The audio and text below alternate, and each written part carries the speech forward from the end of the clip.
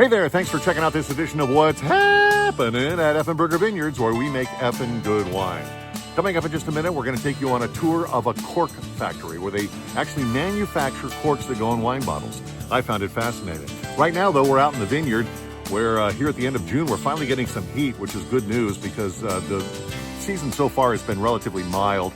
The plants are doing great because they haven't been stressed out too much, but we need to get that heat to get the proper color and flavor out of our red grape varieties. Right now, they're all green, and if we keep getting this heat, in a couple weeks, they'll start turning red. Let me show you what I'm talking about. Right here, we're looking at some Sangiovese. This is going to be the first fruit in the vineyard that actually turns from green to red. As you can see, all of the berries are green, but in a couple weeks, they'll start popping red, and by the end of the month, they'll be entirely red.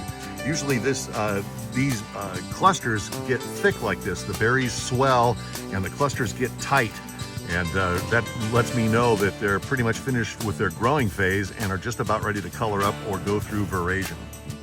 So check this out. Here's a cluster of Cabernet Sauvignon, just to contrast to the Sangiovese. The berries don't tend to get as big. The clusters don't get as big. So it remains more of a loose cluster. And this will turn red probably about 3 weeks after the Sangiovese. It's also the last type that we harvest here in the vineyard, usually at the end of October, beginning of November. One of the things that I really try to do here during the springtime with our fruit is regulate how much irrigation these berries get, because the berries size up during the springtime, that time where they're still green. So if you overwater them, they're going to get really big and fat and plumpy. They look good, but you're going to end up with watery wine. So we really try to regulate how much water they get at this point in time. And later on in the summertime, if it gets really hot, we'll go ahead and let them have a lot of water, big drink during the irrigation cycles. But right now, we're really monitoring how much water they get in order to maintain that small berry size and maintain that concentration of color and flavor in our resulting wine. A good way to tell if a vine is getting enough water is to look at the length of this structure here called a tendril. These little things attach to stuff, and in the wild, this would help a vine climb up into a tree and be able to present its fruit to birds and things like that when the fruit is ready to go. But if you look and you see that the tendril is longer than the edge of the shoot, then you know that this vine is getting plenty of water, which, as we can see here, these vines are doing real well. You ever thought about a wine cork? I mean, you know, where did it come from? When did they start using them? They actually started using them in the 1600s.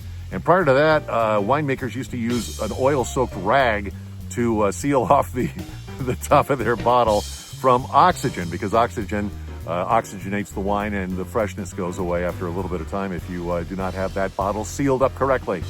Anyways, on our trip to Portugal last month, we went to the Lafite cork manufacturing plant just outside of Porto. This is the company that I buy all my corks from, and I thought you might like to see how a cork is made. Portugal is home to 34% of the world's cork forests. Corks are made from the bark of cork trees, which are not harmed during harvest. The bark regrows in 9 years. The Lafite family started the company in France in 1918. They are known for excellent quality. Here, the bark is sorted and trimmed. Next, it goes into a special steam autoclave to sanitize the material. Throughout the manufacturing process, sanitation is paramount. Skilled workers cut the best individual cork into their final shape. Many of the employees at Lafite have spent decades gaining expertise while working for the company. Lafite produces about 350 million corks per year for both wine and sparkling wines like champagne. The best longer-length stoppers are cut from a single piece of bark that are made for fine wines that have the potential for long cellar aging. That's what we use. The clean scraps are ground up into small pieces that are glued back together to form multi-piece, agglomerated, and technical corks, which you'll find in most bottles sold at a lower price point. One thing that winemakers absolutely hate is a cork contaminated with TCA or trichloroanisole. This moldy contaminant is found in the food and beverage industry and can impart an earthy, musty, wet horse smell and taste that can completely kill a nice bottle of wine.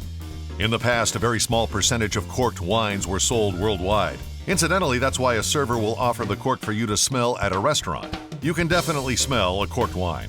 Their best corks are even run through a digital analyzer that tests each individual cork for TCA. And those are the corks that we use at Effenberger Vineyards. We pay a little more for them, but they're guaranteed to be clean. Bet you never gave wine corks that much thought. We'd like to thank Fernando and Mike for their hospitality and the tour. Cheers, or as they say in Portugal, saúde.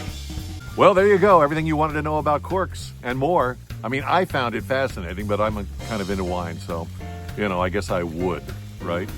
By the way, if you're a member of the Effen Club or an Effen Club member, wait a second, that didn't come out right. Our wine club, the Effen Club, your wine shipment for July is coming, and you're going to get 3 bottles. This time around, you're going to get our Bordeaux blend, our Tuscan, and our Sagrantino, all award-winning wines.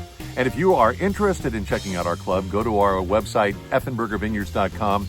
You can sign up online or just get a hold of us and we'll get you signed up. It's free. You get 3 bottles every 4 months. It's 9 bottles total per year, and they're reasonably priced, so it's a pretty easy deal. And I think you'll enjoy it. Well, that does it for this edition of What's Happening at Effenberger Vineyards. Thanks for watching. We'll catch you next time.